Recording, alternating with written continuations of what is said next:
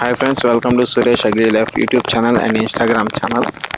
మనకి ఇప్పటికీ ఈ భారతదేశంలో ఖరీఫ్ సీజన్ అనేటువంటిది జూన్ మొదటి వారం నుంచి అక్టోబరు రెండో వారం లేదంటే మూడో వారం వరకు ఉంటుంది. అండ్ అలానే రబీ అనేటువంటిది ఈ అక్టోబరు మూడో వారం నుంచి మొదలయ్యి మార్చి ఆఖరి వారం వరకు ఉంటుంది.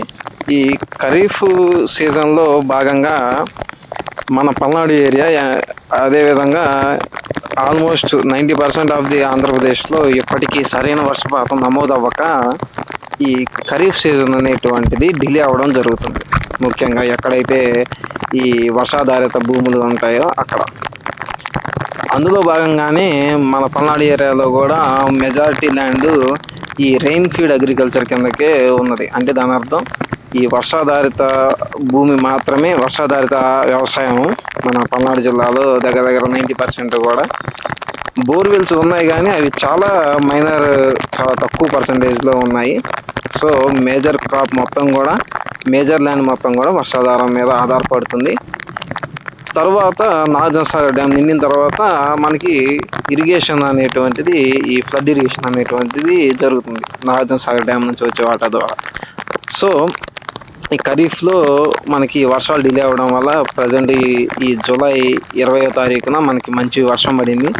ఈ వర్షం ఎంత శాతం ఉంది పొలాల్లో అనేటువంటిది చూడడం కోసం నేను చేనుకి వచ్చాను వానలోనే. అండ్ అలానే ఎక్సెస్ వాటర్ ఏదన్నా ఎక్కువ వానలు పడి ఉంటే కింద పక్కన చేలో నీళ్లు నిలబడకుండా వాటర్ లాగింగ్ని చేయకుండా, వాటర్ లాగింగ్ ఉండకుండా ఉండడం కోసం ఆ నీటిని బయటికి ఇరిగేషన్ ఛానల్స్లోకి పెట్టాలనేటువంటి ఉద్దేశంతో వచ్చాను. సో మనకి ఇంతకీ మనకి మించిపోయింది ఏం లేదు. ఈ ఫస్ట్ క్రాప్ ఏదైనా వేసుకోవాలి అని అనుకుంటే ఇప్పుడు ఈ వర్షం అనేటువంటిది మనకి సరిపోతుంది. ఇప్పుడు మీకు చూపిస్తున్న వీడియోలో ఉన్నంత వర్షం కనుక ఉన్నట్టయితే ఖచ్చితంగా మనకి రేపు విత్తనం వేసుకోవడానికి సరిపోతుంది. ఖచ్చితంగా దగ్గర దగ్గర మనకి మట్టిలో 75 నుంచి 80% మాయిశ్చర్ అనేటువంటిది ఉంటుంది. ఈ 80% లేదంటే 70 నుంచి 80% ఉన్న మాయిశ్చర్ అనేటువంటిది మనకి సీడ్ సోయింగ్కి కూడా రికమెండెడ్. సో అందుకని రేపటి నుంచి మనకి ఫుల్ ఫ్లెడ్జ్డ్గా వీడియోస్ అనేటువంటివి ఉంటాయి.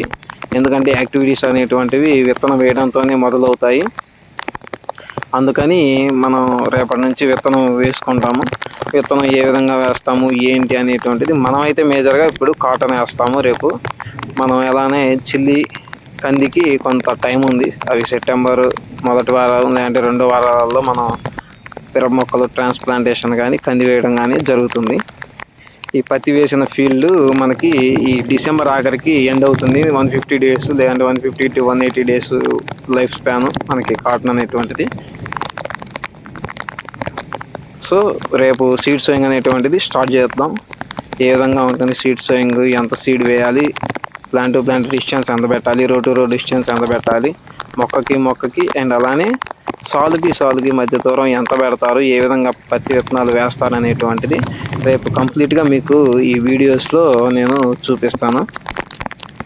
So thank you friends.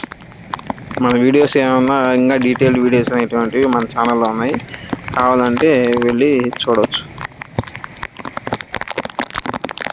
And అలానే మనకి ఈ ఏదైతే 70 నుంచి 80% సాయిల్ మాయిశ్చర్ అనేటువంటిది లేకుండా కనుక మనం విత్తనం వేస్తే ఎలాంటి నష్టం కలుగుతుంది రైతు అనేటువంటి వీడియోస్ కూడా మన ఛానల్లో పోస్ట్ చేయడం జరిగింది. అండ్ అలానే ఇరిగేషన్ కెనాల్స్ మనం నీట్గా బ్రష్ కటర్ సాయంతో క్లీన్ చేసుకోబట్టి ఈ విధంగా ఎక్సెస్గా వచ్చిన వాటర్ మొత్తం కూడా ఇప్పుడు ఎక్కడ మన పొలం మీద పడకుండా కాలువలో నేరుగా వెళ్ళిపోవడం జరుగుతుంది.